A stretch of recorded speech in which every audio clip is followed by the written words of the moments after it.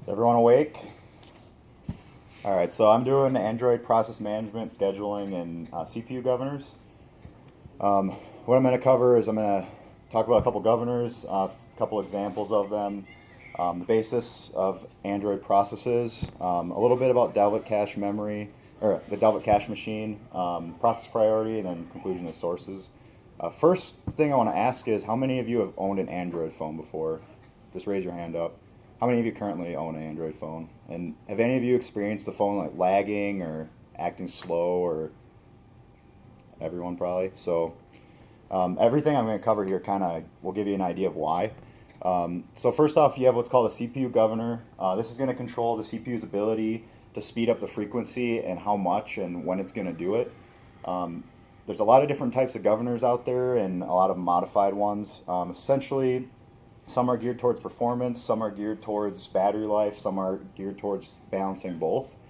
And when you release a phone on the market, it's really important to have both. You want good battery life and you want good performance. You don't want a phone that has great battery life and sucks to use, and you don't want a phone that's awesome to use but lasts you a couple hours.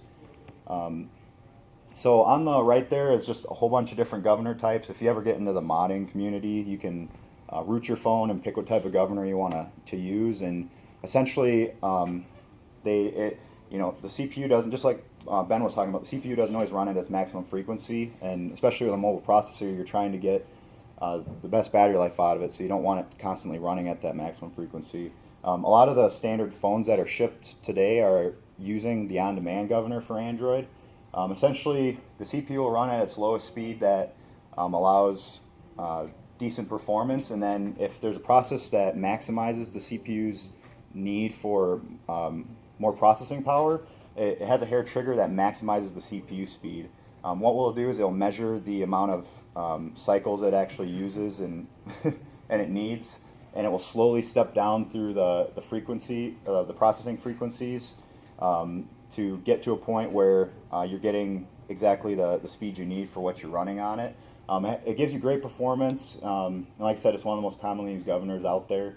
It does give you great battery life. The only thing is if you have a constant foreground application running, it can cause you to eat through a lot of battery because it will maximize the processor speed constantly.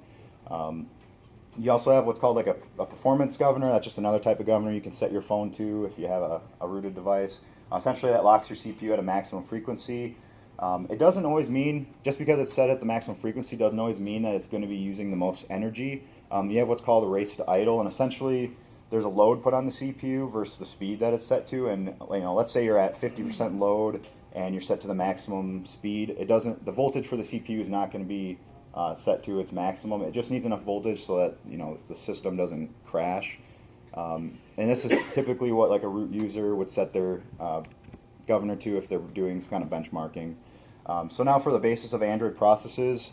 Android uses its own runtime environment, essentially a virtual machine that manages the application memory. The Android runtime environment manages the entire process lifetime, so it determines when it's going to kill off a process. Android's goal overall is to keep the responsiveness of the application you're using in the foreground, or in the directly using, to be as to react to your inputs and not be laggy and not be slow. Each Android application runs in a separate process with its own Dalvik instance, and essentially it gives all the responsibility of memory and the process management to the Android runtime. So the Dalvik virtual machine so all of Android's hardware and system service access is managed using Dalvik as its middle tier. This gives developers that middle layer of abstraction, just like with Java, where you have its own runtime environment, so the developer doesn't have to worry about the hardware that they're running on. They just can focus on making sure it runs in that runtime environment.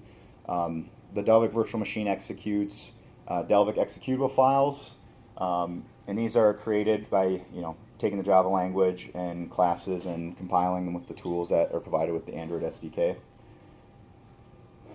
All right, so now we're to CPU scheduler types. So essentially, Android's based on Linux. It's very close to how the Linux kernel works. It currently uses a completely fair scheduling algorithm.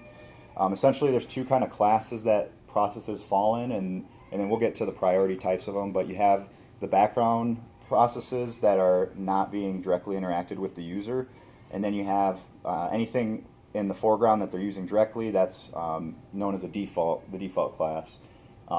Anything that's not being directly interacted with the user is a low priority, and essentially it can only use about 5% of the CPU cycles. And then you have anything in the foreground, which could be a service or an application, that is allowed up to 95% of the cycles.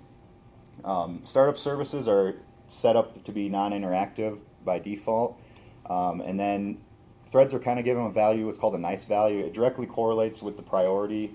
But essentially, the higher that nice value, the nicer it is at letting other processes run and not eating up all the cycles. But and then, which means that the lower that value is, the lower the nice value is, the higher the priority of the process. And pretty much any user interface threads are going to be given that default priority because they're, you're directly interacting with them. So this is the list of different priorities. You have active processes, visible processes, started service process, background process, and empty process. And I'm going to go through them here in a minute. But essentially the priority of a process is determined how processes get killed off. So when Android needs more memory or needs more resources, it needs to figure out a way of what am I going to kill off first. And that's always going to be the lowest priority items. If you have two processes that are in the same priority, it's going to pick the one that's been in that lowest priority first to kill off, and then essentially any process that relies on an underlying service, that service will be set to the same priority as what that process is to make sure that that process runs smoothly. So these are all the process priority types. You have active processes. Essentially, it's anything the user is interacting with directly.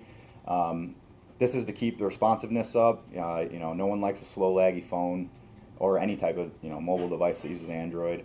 There's very few of these processes because you can really only have one thing on the screen at a time. And then you have what's called a visible process.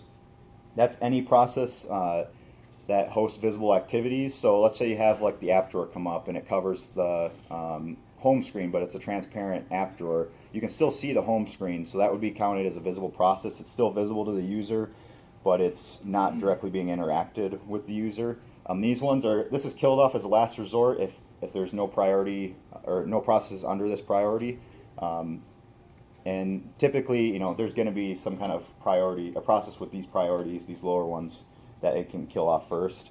The start service process, this is any process that's hosting services that have already been started or have been started. A process that requires a service to run without any visible interface or foreground. So you might have like a notification that a game pops up on you, and we all hate those, but that would be a service running underneath the covers. You're not directly